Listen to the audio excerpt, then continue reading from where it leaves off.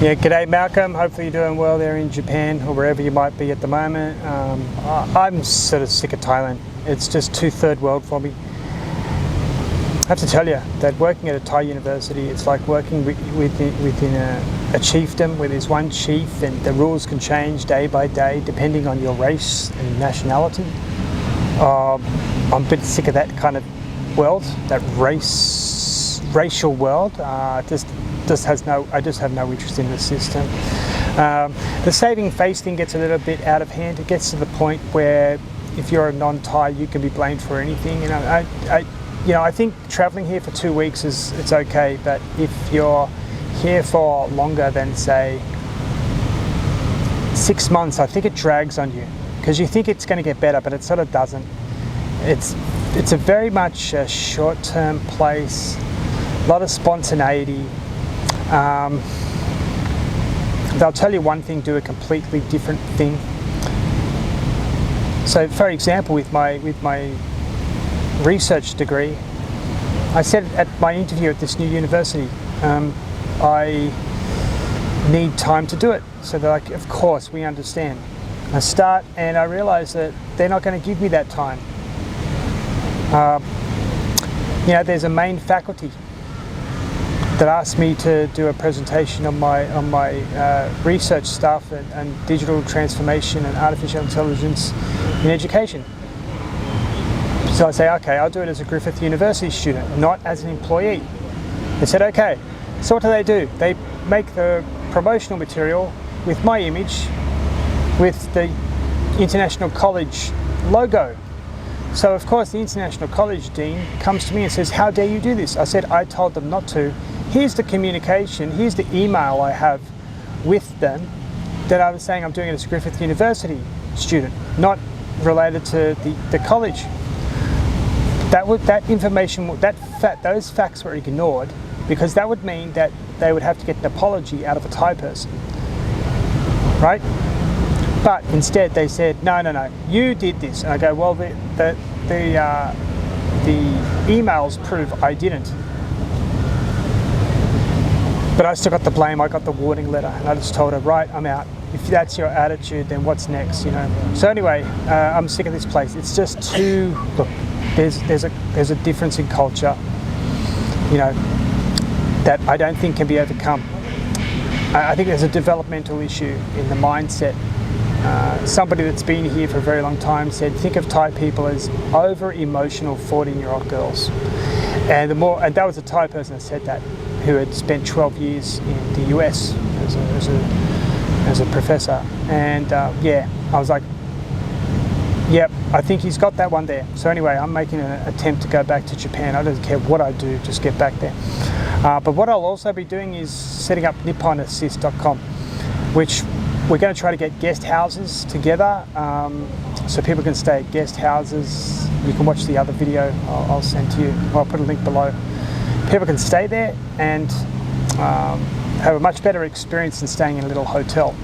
And because some people like us, we can stay for 3 months on a tourist visa, so they can probably go to 3 different regions in Japan in a guest house, a larger 2-3 bedroom place than the little hotel room, and really get out and experience more of the countryside of Japan. This might also work in regards to the health options available in Japan. There is a lot of interest in life longevity, and Japan has it, and people are wanting to go to Japan for medical reasons as well. So I've been speaking to somebody here in Bangkok who goes to my university. He's Japanese, his family own hotels in Japan. He's just said, wow, you blow me away with everything you've just told me in regards to people, medical tourism. We didn't know about that, but also staying in the akiya, or the guest houses, I guess, start off as akiya homes, but it could just be a much more rounded opportunity to experience Japan. Because trust me, no one wants to stay in Tokyo for a month. I mean, why would you? There's nothing. The countryside's beautiful. It's stunning. I regret leaving Japan. I regret that. Everything about it. This place is wrong. They don't understand maintenance. They don't understand how to maintain quality. Everything crumbles and breaks. You know, it doesn't matter what it is, and there's no one there to fix it because they haven't learnt that process. You know, they're very, what is it called, polychronic culture. It's very much immediate rewards only. And you know, I'll put in this email I'm sending you how I sort of negotiated that how Thais are. Basically, they can't. You could offer a Thai person and a Japanese person this. Okay, you can work with me for 5 days straight. At the end of 5 days, I'll give you $10, and we can continue this relationship forever. Or I'll pay you $1 today. You have to stab me in the back and we will never work again, and you will never be able to work with me or anybody I know again. Japanese person will immediately pick A. They'll be like, oh, that makes sense. Longevity, long term, able to maintain some balance and consistency. Thai person will never pick A. That is out of the question. Get that dollar now and don't worry about what's going to happen tomorrow. I'll just scam somebody else tomorrow. That's really the breakdown, and I don't think you can do it. People that have lived here for a long time have told me to get out. I don't have kids or anything here, so get out because you don't have any responsibilities here. Even a guy that's doing really well in the fine art, in the jewelry business here, with 2 kids, he says, "I tell you what, if I had my time again, I would never come here, even though I'm making about 200,000 US a year. I wouldn't stay." But 2 kids and a wife, so what are you going to do? But anyway, getting back to it. So the idea is that I might be able to get investors or sort of people involved in setting up guest houses in specific areas. So, you know, we might be able to, say in Oita, you know, near Oita station, you know, 2 or 3 guest houses that people can go to. Then we organise maps and a translator just on the telephone app. Available, even they need translation as well. The people that are actually using our services, they'll get access to that through the app. But I think it'd be a really good way for people to experience Japan. And yeah, we'll have some around the onsen areas of you know, Kumamoto or Oita as well. You know.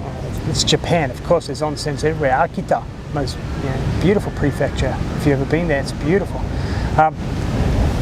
But yeah, I'm just sort of burnt out from this place. It's just they're never going to develop past what they are now. They just can't. It's just not going to work in their society. You know? And I hate to sound terrible, but I just don't see them doing it. So yeah, I might as well just try to go back and build this thing up because I think it could work. At the same time, I'm now emailing Japanese universities to see if they would support my thesis studies and work there part-time or something like that. I'm pretty sure one will say okay. But also Griffith University, I'm just asking them, although I don't think they're really designed for it. I think that if you're asking for anything out of the standard stuff they have, they're just useless as anybody else in that regard. So anyway, hopefully you're having a fantastic day and doing something awesome. And I'll talk to you later. Okay, see ya.